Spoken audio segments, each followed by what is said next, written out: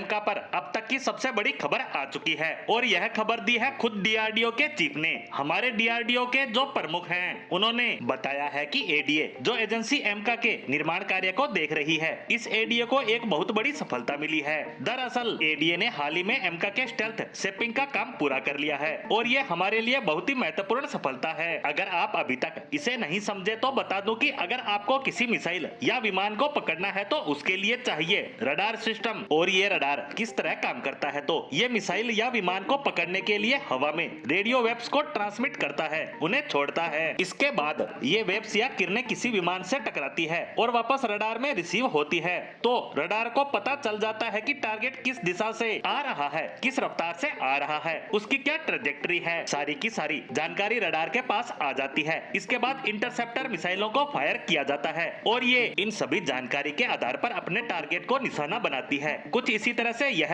पूरा सिस्टम काम करता है। लेकिन आपको बनाना है एक स्टेल्थ लड़ाकू विमान जो दुश्मन के घर में घुसकर वहां हमला करे और वापस भी आ जाए और दुश्मन को पता तक न चले कि उसके साथ हुआ क्या और किया किसने। इसे ही कहा जाता है स्टेल्थ टेक्नोलॉजी और इसे बनाने के लिए दो चीजें चाहिए होती है। पहली है स्टेल्थ कोटिंग। दरअसल यह एक प्रकार का रडार अब्जॉर्बिंग मटेरियल है जो कि लड़ाकू विमान के ऊपर पेंट की तरह लगाया जाता है और ये रडार की जो वेव्स होती हैं, उनकी जो किरणें होती हैं, उन्हें सोख लेता है, जिससे कि वो किरणें वापस रडार पर रिसीव नहीं हो पाती, टकरा नहीं पाती, जिससे रडार को पता ही नहीं लगता कि हवा में क्या है। लेकिन ये सिर्फ आधा काम करता है, ये सिर्फ आधी किरणों को ही अब्जॉर्ब कर पाता है, बाकी का काम होता है दूसरे स्टेप में। दरअसल रडार से जो किरणें आ रही होती हैं उसमें आधी तो अब्जॉर्बिंग मटेरियल सोख लेता है, लेकिन आधी वापस लौट जाती है। इन आधी को हमें और रोकना है इसी स्टेल्थ शेपिंग से। और इसमें क्या किया जाता है कि लड़ाकू विमान में जो 90 डिग्री के कोण बनते हैं उन्हें एल्यूमिनेट किया जाता है, उन्हें हटाया जाता है